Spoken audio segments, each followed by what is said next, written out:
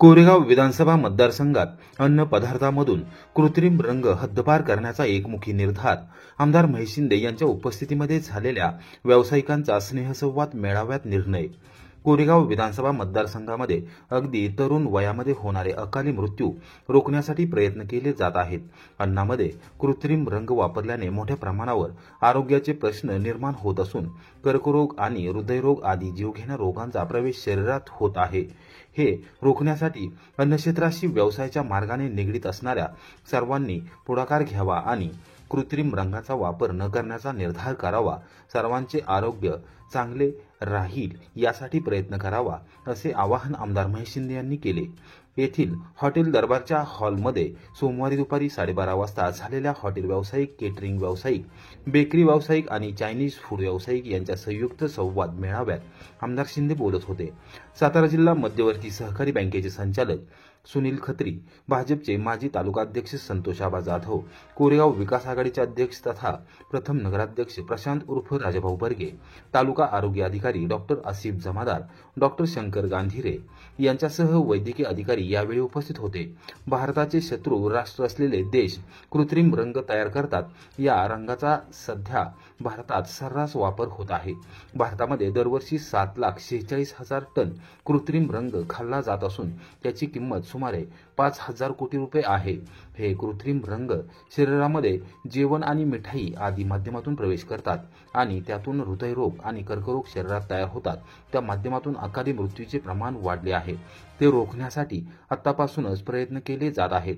व्यावसायिकांनी याबाबत पुढाकार घ्यावा, असे आवाहन आमदार शिंदे यांनी केले. यावेळी त्यांनी जागतिक स्तरावर झालेल्या संशोधनाच्या अहवालाची माहिती दिली आणि त्याद्वारे सविस्तरपणे जनजागृती केली. आपण समारंभ असेल किंवा काही कार्यक्रम असेल त्या ठिकाणी जेवणावळी चालतात. आज या ठिकाणी मी आचार्य किंवा बेकरी व्यावसायिक आणि हॉटेल व्यावसायिक जे अन्न पदार्थाच्या संबंधित लोक त्यांची या ठिकाणी बैठक आणि चर्चासत्र या ठिकाणी बोलत आहेत. मी पाहताय फार मोठ्या प्रमाणावरती कृत्रिम रंग हे जेवणामध्ये वापरले जातात. आपल्या सगळ्यांना इथे ॲडव्हर्टाईजचा वापर 7 लाख टन हा भारतामध्ये खाण्यासाठी होतो. एवढ्या मोठ्या प्रमाणावरती कृत्रिम रंग जर आपण खाणार असू तर निश्चित हे आरोग्यासाठी धोकादायक आहे. आणि मेडिकल सायन्स पूर्व ते सांगतंय ज्यावेळेला ॲडव्हर्टाईज आपण खातो त्यावेळेला त्याच्यामध्ये कार्सिनोजेनिक अमाइन्स हे तोंडात तयार होतात आणि प्लेक्स तयार होतात.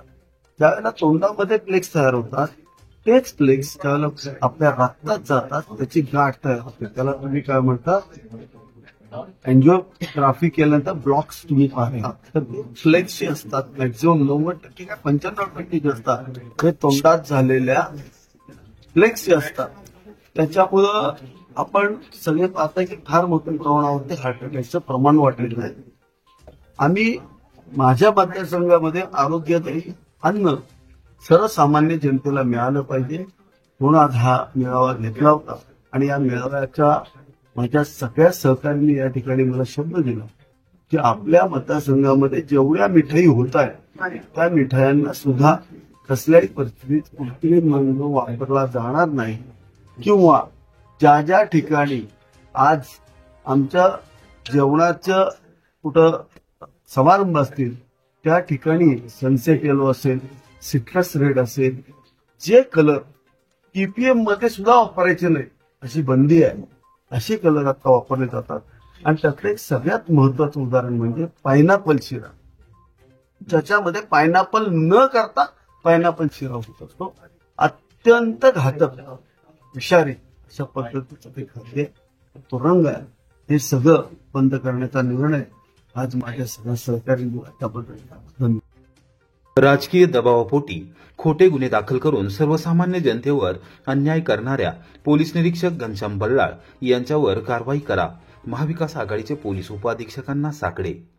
कोरेगाव पोलीस ठाण्याचे पोलीस निरीक्षक म्हणून पदभार स्वीकारलेल्या घनश्याम बल्लाळ यांनी राजकीय दबावापोटी सर्वसामान्य जनतेवर आणि विशेष करून राष्ट्रवादी काँग्रेस शरदचंद्र पवार पक्ष आणि महाविकास आघाडीच्या कार्यकर्त्यांवर खोटे गुन्हे दाखल करून त्रास देण्यास सुरुवात केली आहे। त्यांच्यावर तात्काळ कारवाई करा अशी मागणी महाविकास आघाडीच्या वतीने करण्यात आली आहे।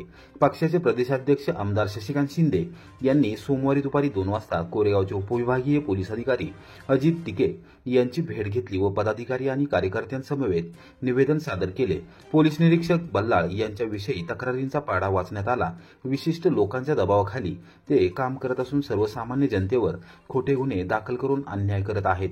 अनेक गुन्ह्यांमध्ये मुख्य आरोपी फरार असून त्यांना जाणीवपूर्वक अटक केली जात नसल्याचा आरोप यावेळी करण्यात आला। तांदुळवाडीचे माजी सरपंच राजेंद्र मतकर यांचे यावेळी उदाहरण देण्यात आले। अदखलपात्र गुन्ह्यांची नोंद दप्तरी करायची, मात्र विशिष्ट पक्षाच्या कार्यकर्त्यांना रातभर पोलीस ठाण्यात आणून बसवायचे। त्याचबरोबर तक्रार नोंद झाल्यानंतर पोलीस कर्मचारी आणि जीप पाठवून जाणीवपूर्वक बदनामी करायची असे प्रकार सातत्याने घडत असल्याचे यावेळी निदर्शनास आणून देण्यात आले। लासुर्णे आणि एकसळ येथील उदाहरण यावेळी देण्यात आले। टिके यांना सादर करण्यात आलेल्या निवेदनामध्ये पोलीस शिपाई अक्षय शिंदे यांनी आमदार शशिकांत शिंदे यांच्या निवासस्थानी बेकायदेशीर प्रवेश करून चौकशी केली होती। त्या प्रकरणी तक्रार करून देखील आज अखेर कोणत्याही प्रकाराची कार्यवाही केलेली दिसून येत नाही। पोलीस निरीक्षक बल्लाळ हे त्यास पाठीशी घालत असल्याचा आरोप करण्यात आला आहे। कोरेगाव शहरातील खासगी पेट्रोल पंपाच्या आवारात वाढदिवस साजरा करत असणाऱ्या युवकांना पोलीस निरीक्षक घनश्याम बल्लाळ यांनी आरोपी सारखी वागणूक देऊन बेकायदेशीरपणे पोलीस जीपमध्ये डांबून पोलीस ठाण्यात नेले आणि अमानुष मारहाण केली। यामध्ये त्यांच्या स्वतःच्या हाताला फ्रॅक्चर झाले असून त्या दिवशीच्या घटनेपासून ते सुट्टीवर गेले होते असा आरोप या निवेदनात करण्यात आला आहे। अजित टिके यांनी यावेळी आमदार शशिकांत शिंदे यांना सांगितले की मी कोरेगाव येथे रुजू होऊन 15 दिवस झाले आहेत। या प्रकरणी बारकाईने चौकशी केली जाईल। कोणावरही राजकीय दबावापोटी अन्याय होणार नाही, जाणीवपूर्वक खोटे गुन्हे दाखल केले जाणार नाहीत असा विश्वास दिला। त्याचबरोबर या प्रकरणी निवेदनात नमूद करण्यात आलेल्या गुन्ह्यांच्या अनुषंगाने माहिती घेऊन योग्य ती कारवाई करण्याची ग्वाही दिली।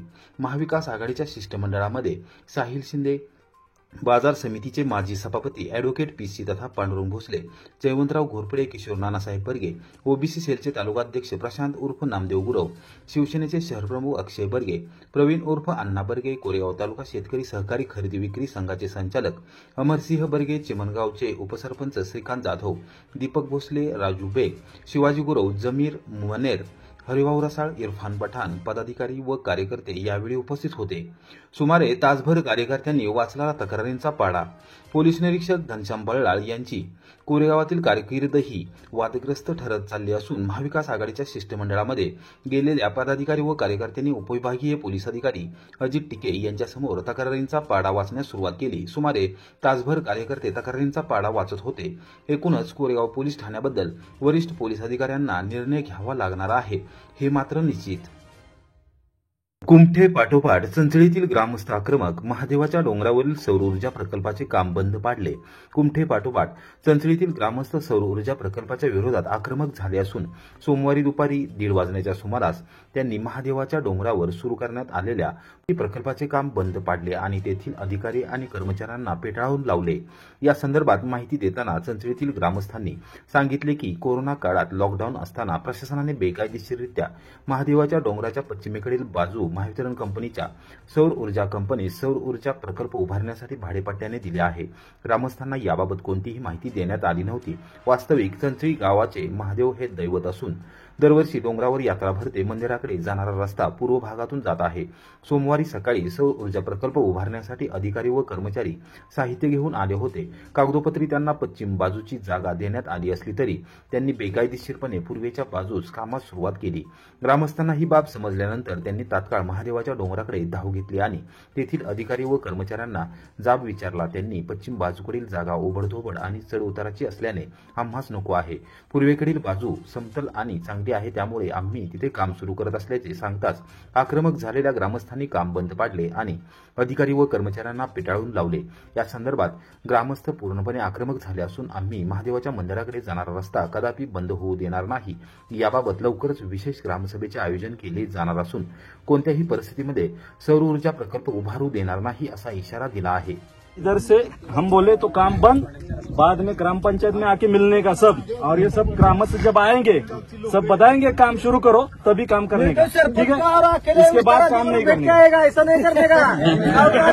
सरपंच यानी कि गाँव नहीं है, समझ में आया? कैसे हम नहीं चाहते कि इधर तोड़फोड़ करें। नहीं नहीं सुनो कैसे तुम काम वाला आदमी, हम तुमको पीटेंगे, हमें केस हो जाएगा, फिर आपको भी तकलीफ होगी।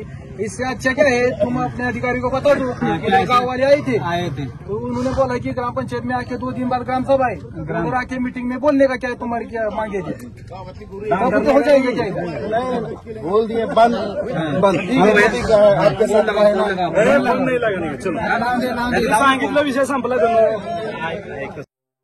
कुमठे गायरानावर उभारण्यात येणाऱ्या सौर ऊर्जा प्रकल्पाबाबत मंगळवारी कोरेगाव येथे महत्वपूर्ण बैठक, प्रशासकीय अधिकारी व ग्रामस्थांना निमंत्रण। कुमठे तालुका कोरेगाव येथील गायरानावर सौर ऊर्जा प्रकल्प उभारण्याची हालचाल जिल्हा पातळीवर गतिमान झाली असून ग्रामस्थांनी त्यास तीव्र विरोध केला आहे। त्या पार्श्वभूमीवर कोरेगाव तालुका महसूल प्रशासनाच्या वतीने मंगळवार दिनांक 9 सप्टेंबर रोजी दुपारी 12 वाजता प्रांताधिकारी कार्यालयात विशेष बैठकीचे आयोजन करण्यात आले आहे। या संदर्भात कोरेगाव तहसीलदार कार्यालयातून सोमवारी दुपारी 4 वाजता माहिती मिळाली।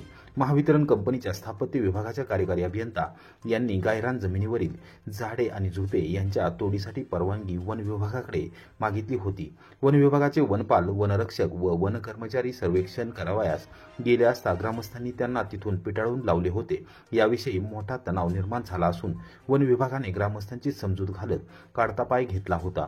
या पार्श्वभूमीवर तहसीलदार डॉक्टर संगमेश कोडे यांच्या स्वाक्षरीने बैठक आयोजित करण्यात आली असल्याबाबतचे पत्र पंचायत समितीच्या प्रशासक तथा गटविकास अधिकारी सुप्रिया चव्हाण, वन परिक्षेत्र अधिकारी हरिश्चंद्र जगदाळे, पोलीस निरीक्षक घनश्याम बल्लाळ, कुमठे येथील लोकनियुक्त सरपंच संतोष चव्हाण, ग्राम महसूल अधिकारी, ग्रामपंचायत अधिकारी यांना पत्र देण्यात आले आहे। तसेच ग्रामस्थांना देखील या बैठकीस उपस्थित राहण्यास कळवण्यात आले आहे। दरम्यान प्रशासनाने कोणत्याही प्रकारचा दबाव आणला तरी कुमठे ग्रामस्थ गायरानातील 1 फूट जागा देखील सौर ऊर्जा प्रकल्पाला देणार नाहीत। प्रशासनाने निष्कारण कायदा व सुव्यवस्था निर्माण होणारा विषय उपस्थित करू नये, अन्यथा होणाऱ्या परिणामास प्रशासन जबाबदार राहील असा इशारा लोकनियुक्त सरपंच संतोष चव्हाण यांनी पत्रकारांशी बोलताना दिला। फलटण ग्रामीण पोलिसांची दमदार कामगिरी, सुमारे 13 लाखांचे 74 घाळ मोबाईल केले हस्तगत। फलटण ग्रामीण पोलीस ठाण्याने एका विशेष मोहिमेअंतर्गत सन 2025 मध्ये घाळ झालेले तब्बल 12,70,000 रुपये किमतीचे 74 मोबाईल फोन हस्तगत करण्यात यश मिळवले आहे। केवळ महाराष्ट्रच नव्हे तर कर्नाटक, मध्य प्रदेश आणि उत्तर प्रदेश या राज्यांमधूनही या मोबाईलचा शोध घेण्यात आला असून पोलिसांच्या या कामगिरीचे सर्वत्र कौतुक होत आहे। फलटण ग्रामीण पोलीस ठाण्यातून सोमवारी दुपारी 3 वाजता देण्यात आलेल्या माहितीनुसार मोबाईल घाळ झाल्याच्या तक्रारीच्या अनुषंगाने ही कारवाई करण्यात आली। पोलिसांनी CEIR पोर्टल आणि इतर तांत्रिक माहितीच्या आधारे या मोबाईलचा शोध सुरू केला होता। तपासात अनेक मोबाईल हँडसेट राज्याच्या इतर जिल्ह्यांसह परराज्यात वापरत असल्याचे आढळून आले। पोलिसांनी संबंधित वापरकर्त्याशी संपर्क साधून कुरिअर व इतर मार्गांनी हे मोबाईल परत मिळवले आहेत। या मोहिमेअंतर्गत जानेवारी 2025 ते ऑगस्ट 2025 या कालावधीत एकूण 74 मोबाईल हस्तगत करण्यात आले आहेत। विशेषतः मागील ऑगस्ट महिन्यातच 39 मोबाईल हँडसेट हस्तगत करण्यात पोलिसांना यश आले आहे। हस्तगत केलेले मोबाईल त्यांच्या मूळ मालकांना परत करण्याची प्रक्रिया सुरू करण्यात आली असून यामुळे नागरिकांनी समाधान व्यक्त केले आहे। पोलीस अधीक्षक तुषार दोशी, अप्पर पोलीस अधीक्षक वैशाली कडोकर, उपविभागीय पोलीस अधिकारी विशाल खांबे यांच्या मार्गदर्शनाखाली फलटण ग्रामीणचे पोलीस निरीक्षक सुनील महाडिक यांच्या नेतृत्वाखालील पथकाने ही कामगिरी केली। पोलीस उपनिरीक्षक GP बदने, पोलीस हवालदार नितीन चतुरे, श्रीनाथ कदम, अमोल जगदाळे आणि हनुमंत दडस यांनी या कामगिरीमध्ये भाग घेतला।